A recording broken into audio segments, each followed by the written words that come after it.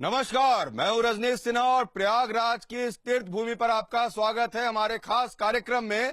और इस कार्यक्रम की खासियत हमारी मेहमान है। जी हां, जब से ये प्रयागराज में महाकुंभ शुरू हुआ है, प्रयागराज के सनातन के समागम और लोगों की भीड़, श्रद्धालुओं की आस्था की चर्चा तो हो ही रही है, लेकिन एक दो अखाड़ों की चर्चा भी खूब हो रही है और उसमें एक है किन्नर अखाड़ा। जी हां, किन्नर अखाड़ा को लेकर, ममता कुलकर्णी को महामंडलेश्वर बनाने को लेकर, फिर किन्नर जगत गुरु हिमांगी सखी पर आक्रमण को लेकर, उसके बाद कल्याणी गिरी पर आक्रमण को लेकर, यानी ये किन्नर अखाड़ा और किन्नर को लेकर कई तरह के विवाद सामने आए हैं। और इसलिए हम लोगों ने सोचा कि क्यों ना लाइफ टाइम्स पर ऐसे मेहमान को हमारे साथ लाया जाए जो इस पूरे किन्नरों की जिंदगी के साथ साथ खुद की जिंदगी पर और पिछले दिनों हुए विवाद पर भी प्रकाश डाल सके। तो हमारे साथ मौजूद हैं किन्नर समाज से सदगुरु जगत गुरु हिमांगी सखी जी। मैम, बहुत बहुत स्वागत आपका हमारे खास कार्यक्रम में। जी प्रणाम। और हमारे इस कार्यक्रम में हमारे साथ को एंकर होंगे नेहा विश्वकर्मा और धीरज त्रिपाठी।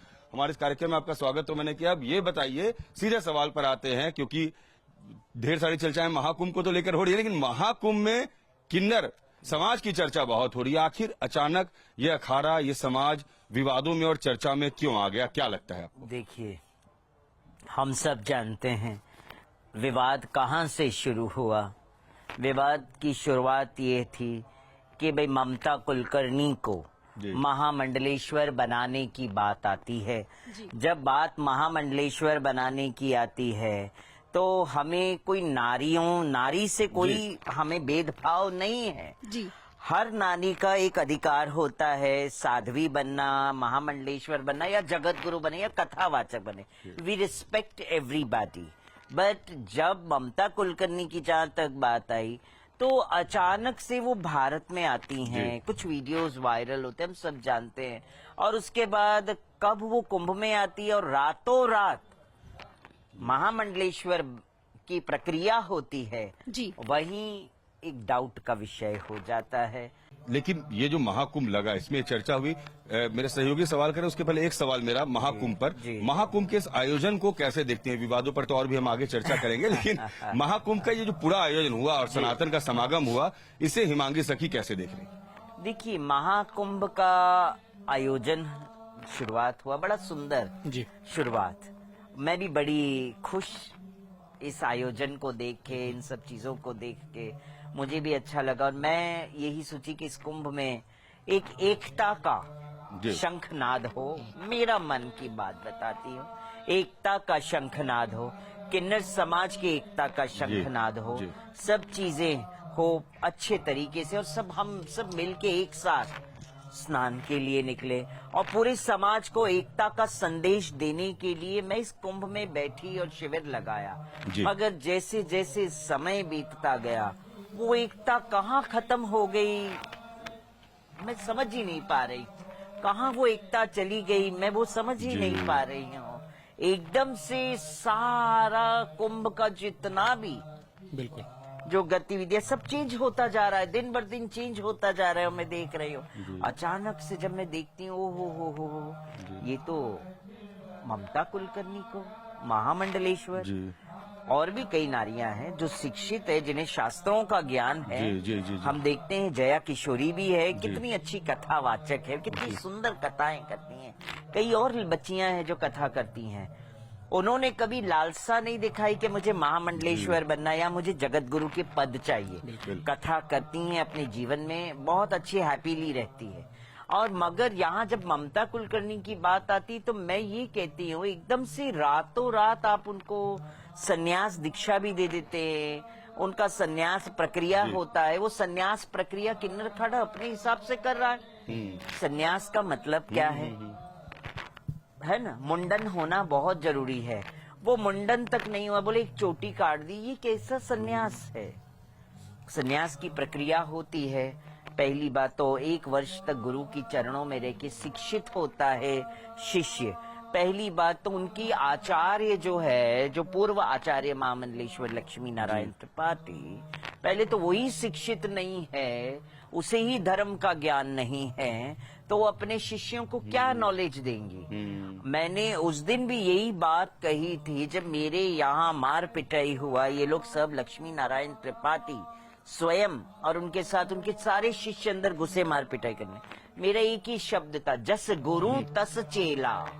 गुरु ज्ञान नहीं तो शिष्य ज्ञान कहाँ सो पाए, है ना। जी। तो मैं शिष्यों की गलती नहीं मानूंगी जिन्होंने मुझे हाथ उठाया।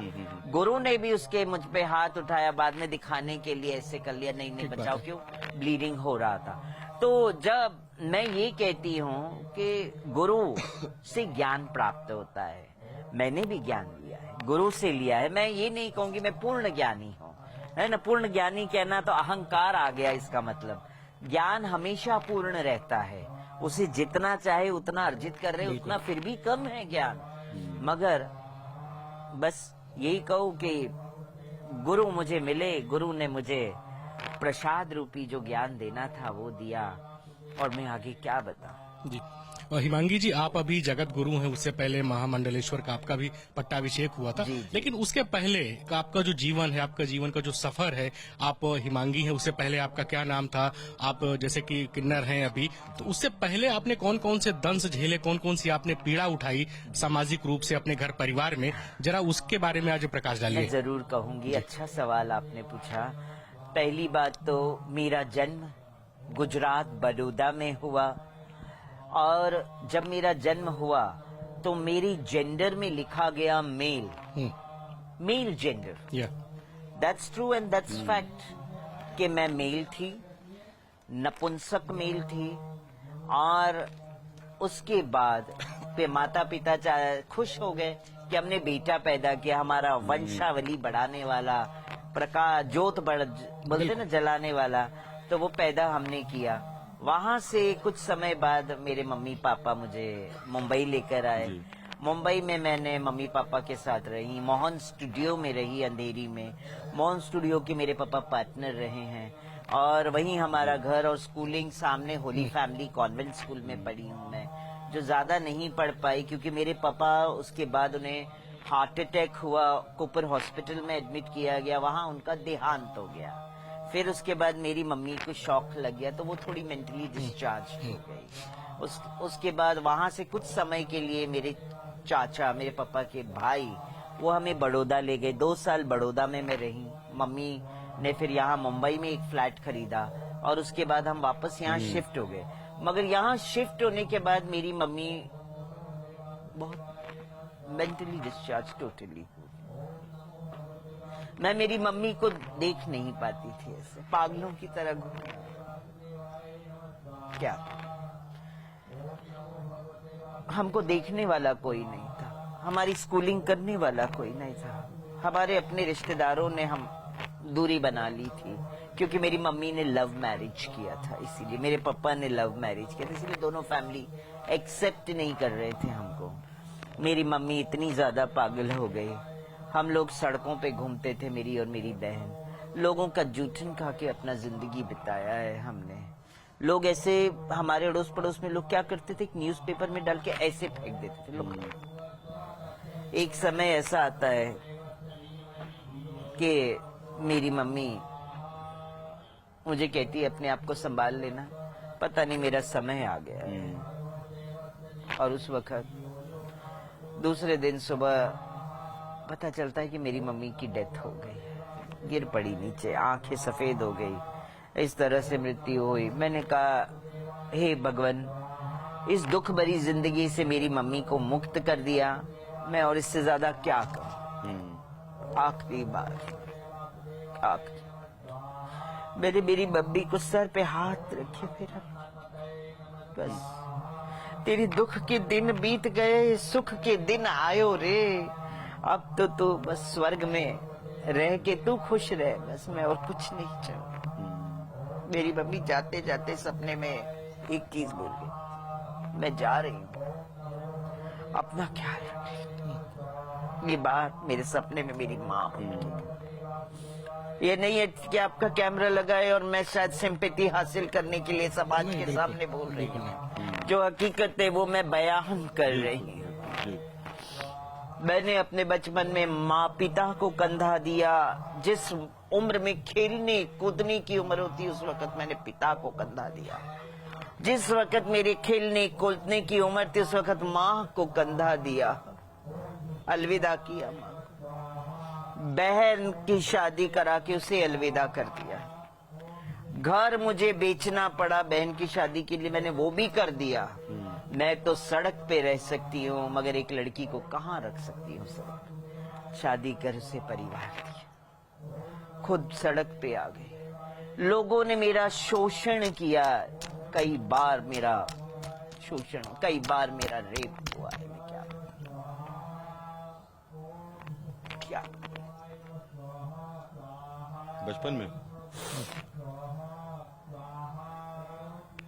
क्या बता, मैंने क्या दुख झेले वो मैं ही जानती हूँ, और मेरे वो लोग जानते जो वहां मीरा रोड में रहने वाले लोग जानते।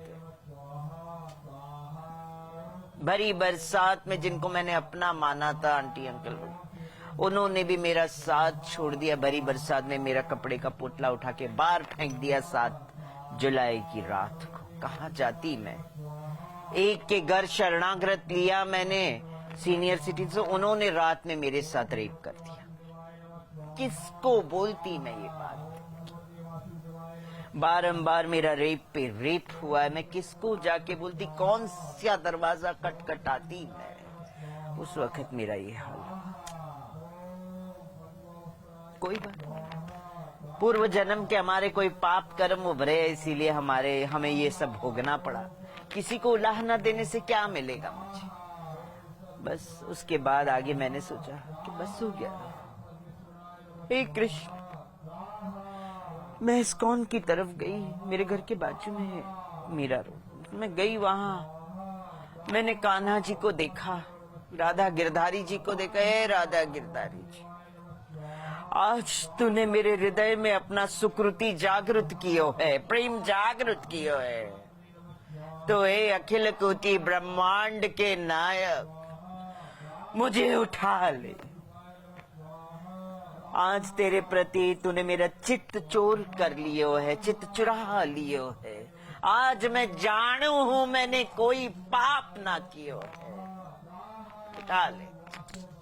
नहीं, मैंने कहा हे प्रभु, अगर आज ना उठायो तो जीवन में कभी कोई मेरे से पाप हो, अपराध हो गयो तो मेरे माथे ना मड़ना मेरे प्रभु, मेरे माथे ना मड़ना।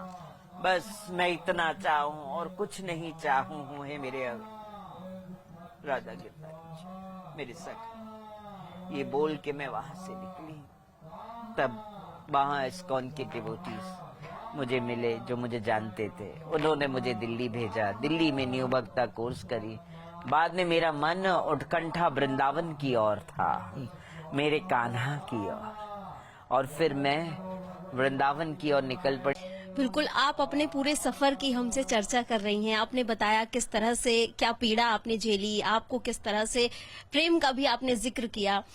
मैं जानना चाहती हूँ कि जब सेम जेंडर मैरिज की बात आती है, इस पर आप क्या सोचती हैं? क्योंकि कई ऐसे देश हैं जिन्होंने अलाउ किया है, लेकिन भारतीय संस्कृति में जब इस तरह की मांग की जाती है तब इस पर आपका क्या विचार है?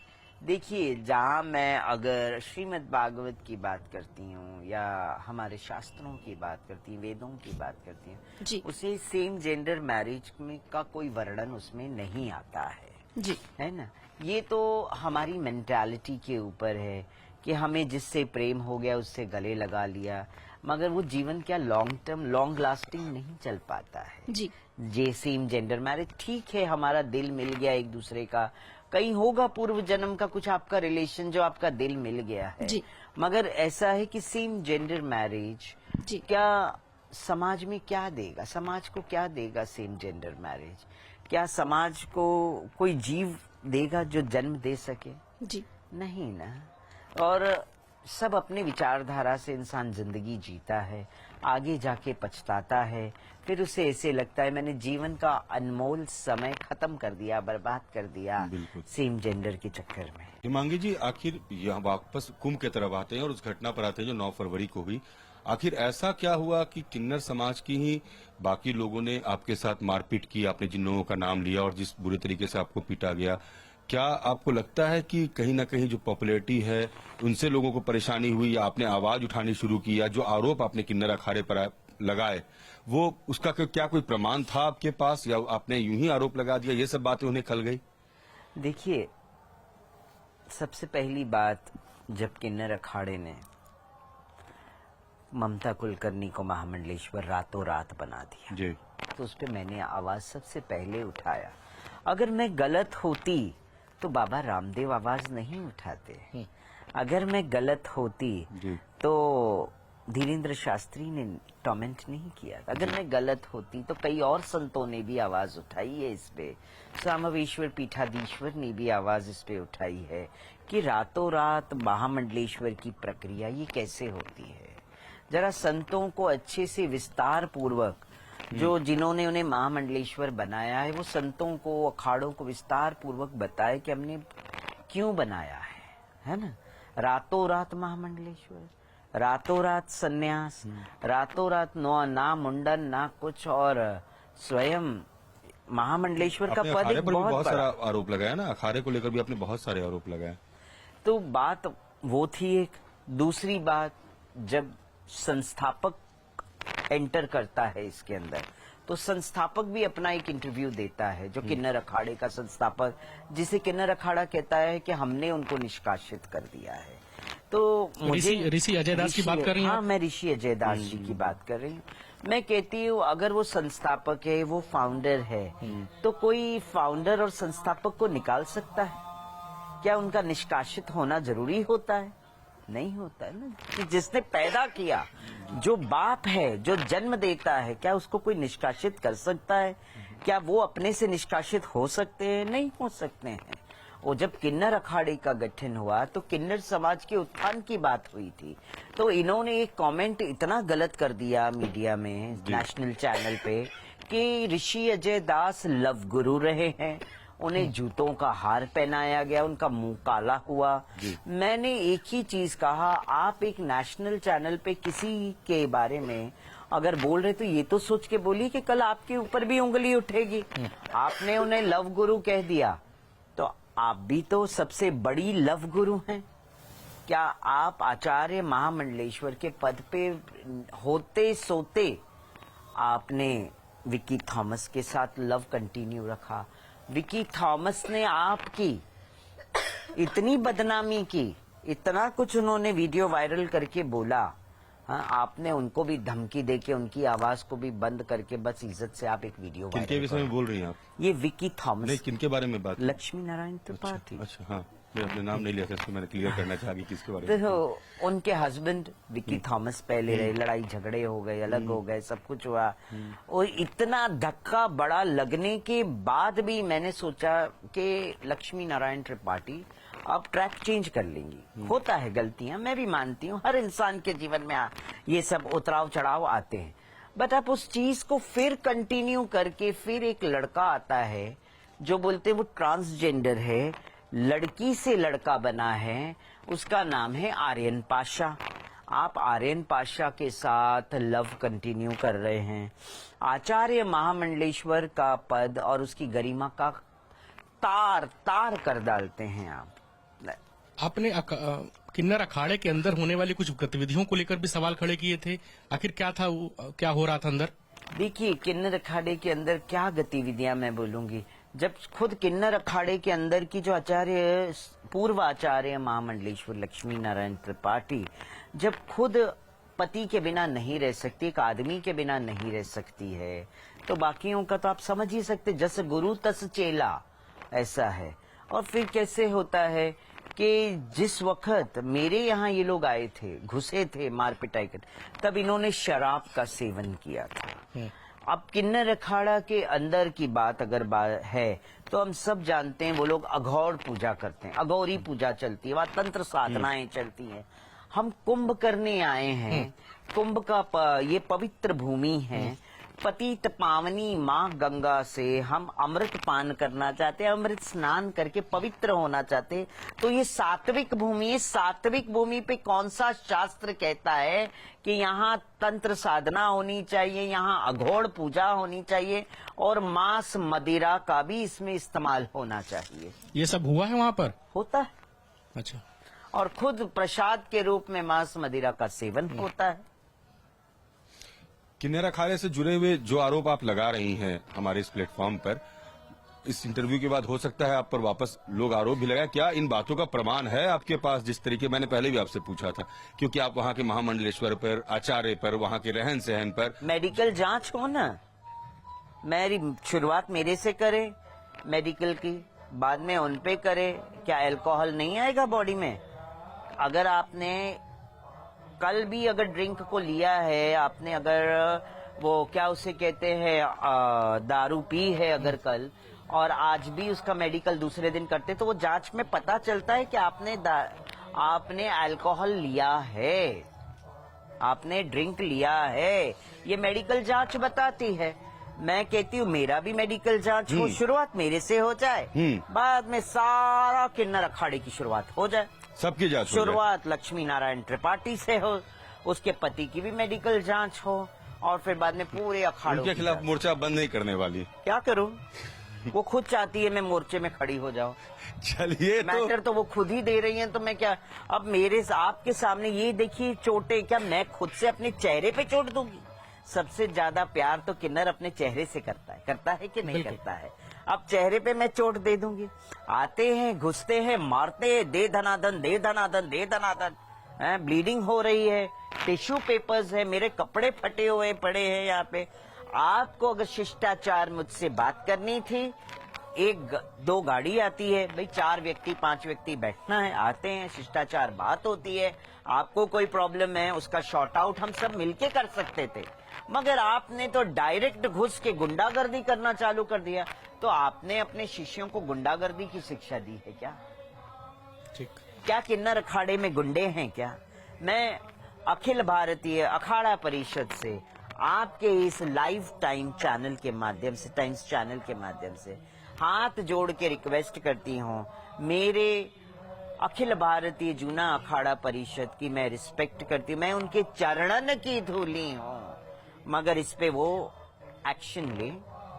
और ऐसे तथाकथित जो गुंडा महामंडलेश्वर बन के गुंडे बैठे हैं, उनको निष्कासित वो स्वयं करे, और किन्नर अखाड़े की बोर्ड की पुनः वापस नए तरीके से गठन हो। हमको भीड़ नहीं चाहिए, हमको ऐसे लोग चाहिए जो शालीनता हो, समाज के लिए उदाहरण का स्तोत्र बने, समाज में इस तरह की बातें ना अनर्गल करे। देखिए, हम हिजड़ा समाज छोड़ के सनातन धर्म के साथ जुड़े हैं, मगर लक्ष्मी नारायण त्रिपाठी हिजड़ा समाज भी नहीं छोड़ी है और ना सनातन छोड़ना चाहती है।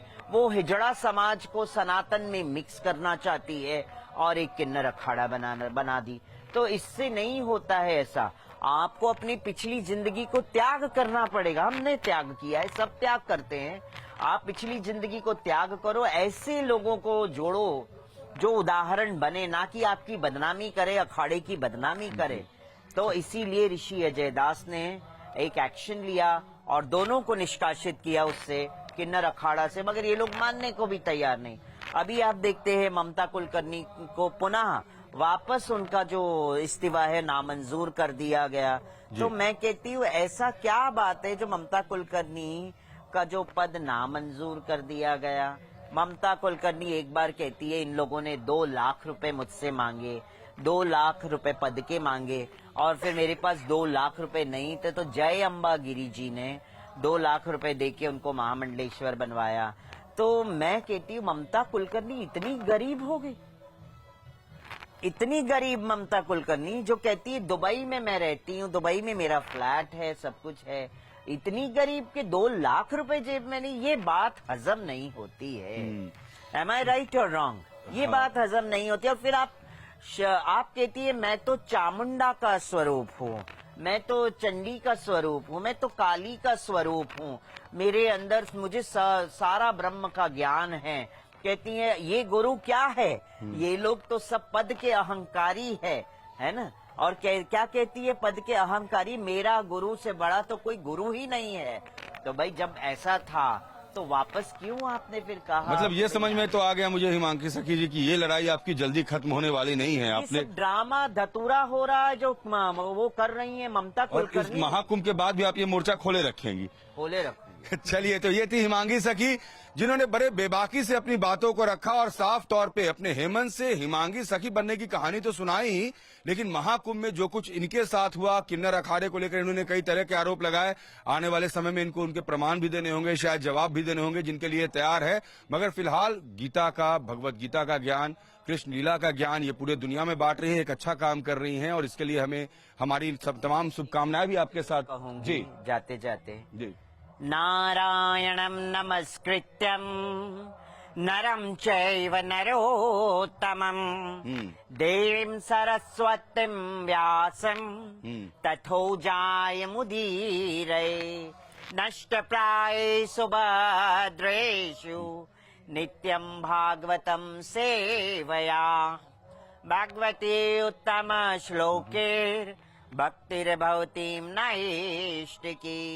हे कृष्ण करुणा सिंधु दीनबंधु जगत्पतये गोपेश गोपिका कांतम श्री राधा कांतम नमस्तुते तप्त कांचनम श्री गौरांगी राधे वृंदावनेश्वरी वृषभानुस्तुते देवी तन्मामि हरे प्रिय वाञ्छा कल्पतरो व्यश्च कृपा सिन्धु एव च पतितानां पावनेभ्यो वैष्णवेभ्यो नमो नमः।